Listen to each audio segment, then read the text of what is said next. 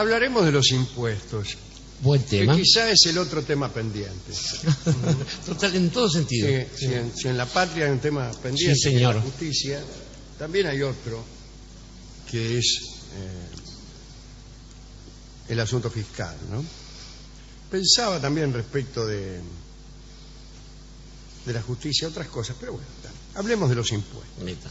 Tenemos una charla acerca de impuestos raros en la historia. Ajá. Empezaba con la historia de Minos, pero el otro día hablamos de él. Sí. Vamos a sacarla como ejemplo, ¿no? Era un impuesto de 7 jóvenes por año. Sí. No está mal. No está mal. Empecemos con una historia, o empecemos con un pensamiento. Vamos a pensar. El impuesto no era lo que es hoy en los tiempos, en el alba de la historia, en la antigüedad clásica, etcétera, ¿no? Y más bien estaba relacionado con el tributo. Un tributo que imponía el más poderoso, incluso el que vencía en una guerra, o aquel que fuertemente hacía pesar sus privilegios. Siempre hemos tenido, quizá a partir de esa idea primigenia del impuesto como un tributo que te impone el que puede más que vos, la idea de que los buenos cobran bajos impuestos y los malos cobran impuestos altos. Eso es una idea muy fuerte. Sin embargo, en la actualidad, en realidad los impuestos más bajos son los que se pagan en regímenes bastante retrógrados. ¿Retrógrados por qué? Porque la ausencia de impuestos implica también una libertad de mercado que conlleva la no intervención del Estado para suavizar ninguna clase de privilegios que las clases poderosas vinieran a tener. Es decir, se puede prosperar tanto como uno quiera, no hay límite a eso. Claro. Y las injusticias que naturalmente se producen con la economía de mercado no son remediadas por una política impositiva de ningún gobierno. ¿Cuál es una política impositiva adecuada? Es la de suavizar las diferencias. Y garantizar que se cumplan los servicios del Estado, pero al mismo tiempo quitar a los que tienen mucho para dar a los que no tienen nada. Sí, señor. Esa sería la idea. De manera que una nación, llamémosle progresista si usted quiere, tendría que cobrar altos impuestos a los que tienen. Repito, a los que tienen. Hablemos del tributo ordenado por Ergino a los tebanos. Un tebano llamado Terienes había matado al padre de Ergino durante unos festejos. Ergino entonces reunió un ejército, marchó contra Tebas. Después de terminar a muchísimos soldados y habitantes, concertó con el rey de Tebas un impuesto en el que exigía por el plazo de 20 años la paga de 100 bueyes por año. Como el cobro le parecía excesivo, Creonte, el rey de Tebas, pidió ayuda a Heracles. Sí. Y el héroe, en una ocasión, interceptó a los cobradores de impuestos que venían a buscar los bueyes a Tebas, les cortó la nariz y las orejas y se las mandó al propio Ergino. Bueno, indignado por el ultraje, Ergino atacó otra vez Tebas, pero resulta que estaba Heracles defendiendo la ciudad y nadie podía con él. Él solo ganó la batalla e impuso a Ergino un tributo el doble que el que él quería cobrar a los tebanos. Entonces el rey de Tebas, Creonte, agradecido, le dio a Heracles a su hija mayor. Bueno. Esta es una historia muy edificante en todo sentido. No me podría dar la menor, dijo Heracles. Imagínese la FIP procediendo así, claro. En la Edad Media, bajo el régimen feudal, existían unas cargas anuales que los vasallos debían pagar a los señores a cambio del lugar que el señor les concedía. Es decir, ahí ya empieza una idea de toma y daca. Sí. No es que se le impone un tributo por puro prepo, sino que hay una relación entre un servicio dado y un pago, que siempre es favorable al que detenta la fuerza. En este caso, se hacían censos de todo tipo y en Bolonia los arrendatarios de los benedictinos de San Crópulo pagaban, se llamaba censo también a esta clase de pagos, ¿no? Pagaban un tributo simbólico consistente en el humo de un pavo cocido.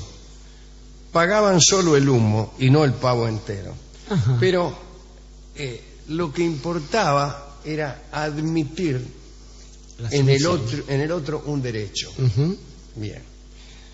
En Poitou, los vasallos del señor de Tulabó estaban obligados a ofrecerle todos los meses un canario atado con un piolín. También se trataba de un gesto simbólico de sumisión, más que un impuesto oneroso. También estaban las gallinas de impuesto, cuyas plumas servían para hacer colchones.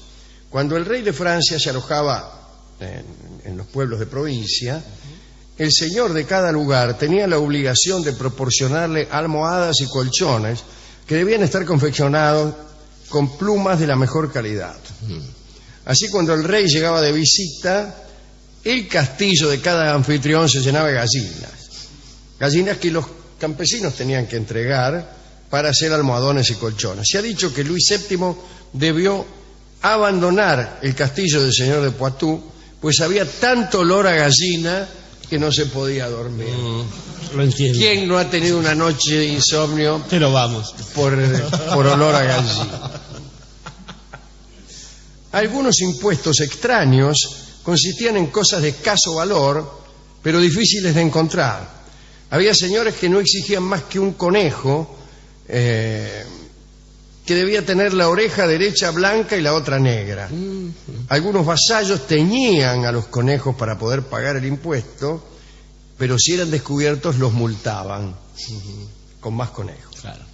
El señor de Rouen requería cabellos de mujer que debían ser entregados por la propietaria de esos cabellos en el mismo castillo Muy bien. feudal. En periodos prósperos, el señor de Rouen exigía que sus vasallos músicos vinieran a tocar y a los artesanos también les hacía entregar el producto de sus habilidades. En muchos casos había espectáculos denigrantes. En el señorío de Gandieu, aquellos a quienes se les otorgaba el derecho de pesca estaban obligados a bailar un paso que todavía nadie conociera, a cantar una romanza que no se hubiese oído con una letra que no fuese copiada. Richelieu refiere que los vasallos de Borgoña tenían la obligación de imitar a un borracho, de bailar al modo de los labriegos o de cantar ante la esposa de un señor dominante. Los juglares que entraban a París en tiempo de Luis IX, San Luis, ¿no?, San Luis. se eximían de los impuestos cantando coplas. Ya en la misma época, los saltimbanquis que entraban en la ciudad obtenían la remisión del tributo con la condición de que hicieran bailar a sus monos delante del recaudador de impuestos. Las mujeres en Poitou, si no podían entregar sus cosechas, estaban obligadas a golpear y arrojar piedras en los fosos del castillo del señor. Esto, que parece absurdo, tenía una razón. Había en aquellos lugares agua alrededor de los castillos o de aquel castillo, donde prosperaban unos batracios indescriptibles de una fecundidad desesperante, que durante la noche cantaban de un modo intolerable. Entonces cualquier cosa que se hiciera para fastidiarlos y matarlos estaba bien vista por el señor. También se cuenta que cierto vasallo de Guisan, por haberse retrasado en las pagas, tenía todos los días la obligación de ir a la casa de su señor, pero para recorrer el trayecto tenía que caminar dando 2 pasos y retrocediendo 1. Bueno, hay historias de tipos que iban a Palestina a cumplir penitencias con este mismo paso. En momentos de crisis, los impuestos o tributos feudales consistían eran la principal renta del señor, quien se hacía entregar los muebles. Había muchos señores que se hacían entregar los muebles de los propios vasallos, incluso los alimentos. En 1202 en París existió un impuesto pagado en vino. Las religiosas de Santa Genoveva, patrona de París, sí, señor, entre Jean-Pierre, estaban obligadas a entregar a los señores la mitad de los vinos que producían. Pero este tributo fue abolido por el Papa Inocencio III, pues cada vez que pagaban las monjitas, aparecían los señores todos borrachos. En las antiguas costumbres de la universidad se pagaba un impuesto al rector y a los profesores. Los estudiantes ofrecían a sus maestros guantes, birretes, panes de azúcar. Los doctores en medicina debían tributar a sus profesores pastelitos. Y hasta el siglo XVII existió un impuesto al derecho de examen que conservó ese nombre, que era la pastilaria. Claro. Siempre fue detestado el recaudador de impuestos, ¿no? Un personaje. En Francia clásica tenía un presupuesto privatizado. El recaudador era un empresario que le daba un dinero al rey y luego recaudaba para sí mismo. Todo lo que recaudaba de más se lo quedaba para él, y esto le daba al rey un alto grado de seguridad en el cobro de los impuestos. En la actualidad esto sucede y ha sucedido mucho en la Argentina, e incluso hay, hablando de la justicia, hablando del Poder Judicial, hablando de esta clase de impuestos, hay una gran cantidad de personas que trabajan para la agencia que recauda impuestos y que cobra sus propios honorarios. Sí, claro. Hay muchos abogados que trabajan para la FIP y que están bastante interesados en que usted sea multado, Rolón, porque obtienen de ahí su beneficio. Una vez que a usted lo demandan o lo denuncian o lo judicializan, por decirlo así, usted tiene que pagar, además de sus impuestos, honorarios de abogados, que son los que trabajan no dentro de la FIP, sino fuera de la FIP, y cobran esos honorarios para ellos. Para ellos. Esto no sucede en la Francia del siglo XVII, sino ahora. Bien. Entre tantos recaudadores cabe recordar seguramente a Mateo, que era cobrador, claro. Un trabajo que le ganó el repudio en su época, hasta que después, abandonó aquel laburo para hacerse apóstol.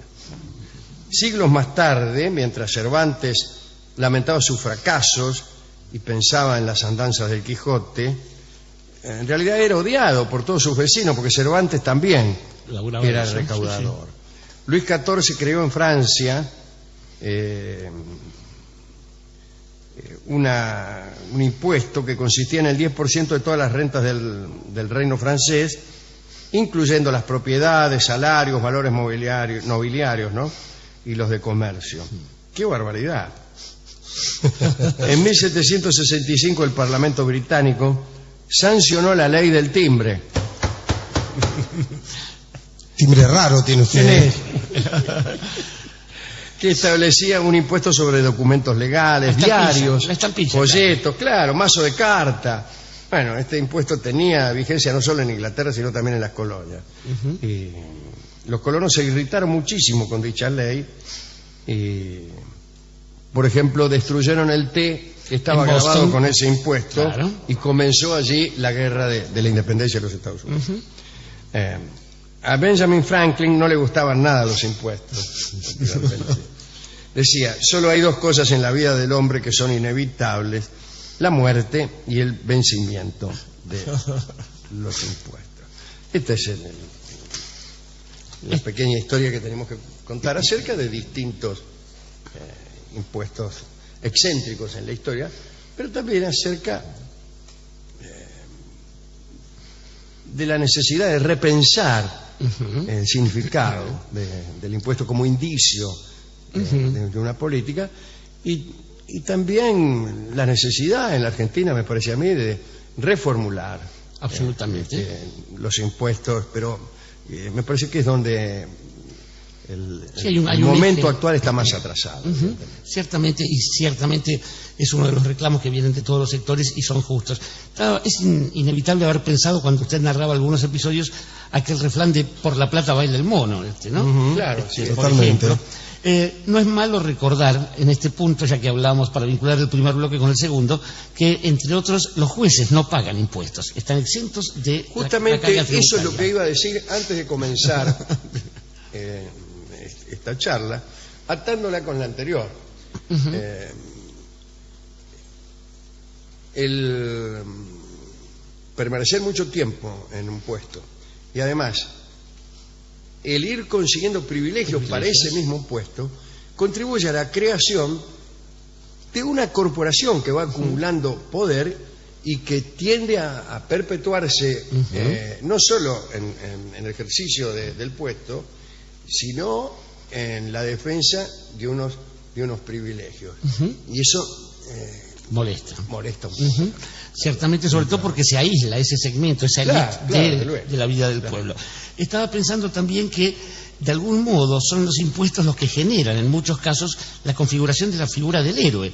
Allí el héroe interviene cuando hay un tipo de imposición que muchas veces es la vida de los jóvenes. El caso de San Jorge, de Capadocia, por ejemplo, lo que hace es interrumpir esa especie de trato brutal y entonces desarticular la cosa matando un dragón, llevándose una princesa y eventualmente el tesoro. Porque también O sea, la política impositiva de los tiranos no era mala, era mala por injusta. por injusta, claro. Bueno, Porque cobraban a los pobres toda su cosecha y los nobles no pagaban impuestos. Eso era lo peor. Pero que una política impositiva sea mala solamente porque hay un impuesto alto, eso no es verdad. no, claro. Eso no es verdad. Pero es que los tipos de ¿cómo se llama? Me salió la Baring Brothers. Bueno, los tipos del sistema financiero, está bien que paguen muchos impuestos. Pero claro, justamente, sí. Bueno, estamos todos de acuerdo. Y cuanto más altos sean los impuestos que se les puede cobrar a esto sin llegar a producir un colapso, bueno, fenómeno, mejor. A nosotros nos parece muy curioso, a veces, a cualquier argentino, observar el sistema tributario norteamericano. Nosotros que pagamos todos el IVA, que es un impuesto igual para todo el mundo. En Estados Unidos, por ejemplo, una persona que gana $100 millones por año, paga un 14% de sus ganancias, que es el caso de Mitt Romney, el candidato. La secretaria de ese hombre paga el 41% de sus ganancias. Claro. Y cualquiera de los que está sentado aquí paga el 50%. Sí, claro, sí. Ahora bien, 21 más 35 paga el 50%. 50, claro. Mire si lo sabrá. Digo que hay situaciones en las cuales el impuesto no es admitido porque el orden establecido ha caído y hay que imponer uno nuevo. Estoy pensando en la Revolución de Mayo. Y entonces se impone una práctica que es la del impuesto a lo pavote, que es la expropiación. El general Belgrano lo tuvo que hacer. Claro. Y entonces ahí cobra un sentido distinto la carga. Ya la carga es no solamente lo que se le debe al Estado, sino un castigo por no acompañar. Sí, pero eso produce la destrucción de la economía. La destrucción de la economía, justamente. Y finalmente pensaba en los villanos que nos ha dado la historia impositiva, dos de ellos de los más famosos. Uno es el recaudador de impuestos de Guillermo Tell, de la historia que conduce a la autonomía de Suiza. Correcto. Y el otro es nada menos que el que queda a cargo del trono británico cuando Ricardo Corazón de León se va a las cruzadas. Juan Sin Tierra. Y en él estaba pensando yo, porque es contra los impuestos de Juan Sin Tierra que luchaba Robin Hood. Y después hay categorías que en la Argentina también deberíamos entender alguna vez, porque un impuesto no es lo mismo que una retención. Una retención es aquello que se saca de costadito cuando hay demasiada ganancia. El impuesto es otra cosa. Entonces, bueno, la renta agraria extraordinaria exige una retención, para todos aquellos que no hayan entendido el escándalo de la 125. Y finalmente, digo, está bien, estamos hablando de impuestos. Y finalmente hay otras formas de impuestos que son mucho más vagorosas, querido Alejandro, y que tienen que ver con esos acuerdos que se hacen en los cuales uno no paga por mes una cosa, uno no paga una cifra del dinero de pronto, pero sí a cambio de ese poder que ejerce, por ejemplo, una persona amada, uno tiene que entregar, cosas de sí mismo, que puede ser la autonomía, puede ser, en fin, la dieta, vaya uno a saber tantas cosas, que no son los impuestos que uno paga, nada menos que por un cariño. Y por un cariño es la canción que vamos a escuchar en la voz de Amalia de la Vega, una extraordinaria cantante oriental. Hablaremos de los impuestos, Buen tema. que quizá es el otro tema pendiente. Total, en todo sentido. Si en la patria hay un tema pendiente, Sí, señor. en la justicia, también hay otro, que es el asunto fiscal, ¿no? Pensaba también respecto de la justicia otras cosas, pero bueno, hablemos de los impuestos. Neta. Tenemos una charla acerca de impuestos raros en la historia. Ajá. Empezaba con la historia de Minos, pero el otro día hablamos de él. Sí. Y vamos a sacarla como ejemplo, ¿no? Era un impuesto de 7 jóvenes por año. Sí. No está mal. No está mal. Empecemos con una historia, o empecemos con un pensamiento. Vamos a ver. pensar. El impuesto no era lo que es hoy en los tiempos, en el alba de la historia, la antigüedad clásica, etcétera, ¿no? Y más bien estaba relacionado con el tributo, un tributo que imponía el más poderoso, incluso el que vencía en una guerra, o aquel que fuertemente hacía pesar sus privilegios. Siempre hemos tenido, quizá a partir de esa idea primigenia del impuesto como un tributo que tiene la no intervención del Estado para suavizar ninguna clase de privilegios que las clases poderosas vinieran a tener. Es decir, se puede prosperar tanto como uno quiera, no hay límite a eso. Claro. Y las injusticias que naturalmente se producen con la economía de mercado no son remediadas por una política impositiva de ningún gobierno. ¿Cuál es una política impositiva adecuada? Es la de suavizar las diferencias y garantizar que se cumplan los servicios del Estado, pero al mismo tiempo quitar a los que tienen mucho para dar a los que no tienen nada. Sí, señor. Esa sería la idea. De manera que una nación, llamémosle progresista si usted quiere, tendría que cobrar altos impuestos a los que tienen. Repito, a los que tienen. Hablemos del tributo ordenado por Ergino a los tebanos. Un tebano llamado Terienes había matado al padre de Ergino durante unos festejos. Ergino entonces reunió un ejército, marchó contra Tebas. Después de terminar a muchísimos soldados y habitantes, concertó con el rey de Tebas un impuesto en el que impone el que puede más que vos, la idea de que los buenos cobran bajos impuestos y los malos cobran impuestos altos. Eso es una idea muy fuerte.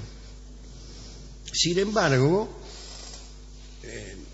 en la actualidad, en realidad los impuestos más bajos son los que se pagan en regímenes bastante retrógrados. ¿Retrógrados por qué? Porque la ausencia de impuestos implica también una libertad de mercado que conlleva